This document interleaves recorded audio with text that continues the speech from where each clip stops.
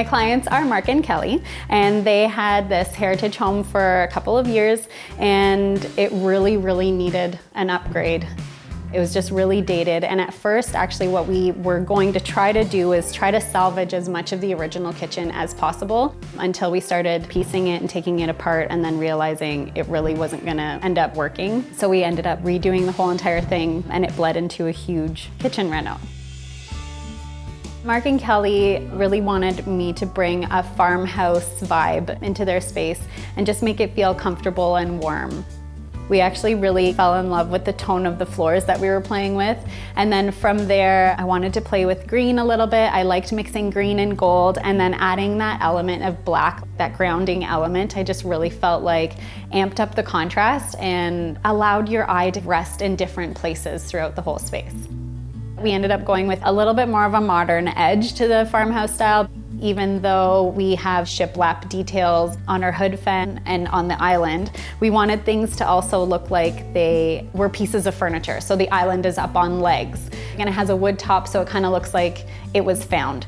The other thing that we added in that amped up the modern edge of the feel of the space ended up being the porcelain countertops with a waterfall edge, which really tied in that whole clean lined aesthetic. And what I love about the matte finish, it's so easy to maintain and keep clean, and I just like that it didn't feel so sparkly, which is really good for the whole modern farmhouse vibe that we were going for. I'm a huge fan of mixing metals and mixing materials, so wherever we had white cabinets, I wanted the little hardware to be black, and we did black faucets mixed with some gold, and then we have the gold on the green cabinet. I really love to tell a story or just kind of have it look a little bit more eclectic, so it doesn't look like we just bought a kitchen and plonked it in. So for me, it was really important to just layer all of those elements together.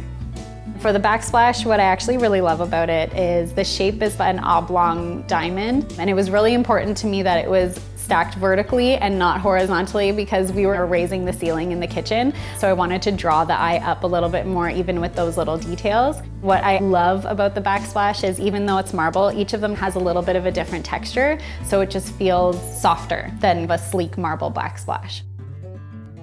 We changed the layout of the space quite a bit. Right under the stairs was like a little makeshift pantry originally, but it wasn't very functional for Mark and Kelly. So what we ended up doing was we opened up the stairwell from the kitchen side and turned it into a really cool home office nook. With the layout of the bathroom, the wall jutted into the kitchen a little bit. So what we did was we made the whole pantry wall where the fridge is look like a full depth pantry, even though part of it is really shallow. So the really shallow parts are good for storing jars or small things. So it still ended up being a functional, usable space, and it flowed with the rest of the kitchen space.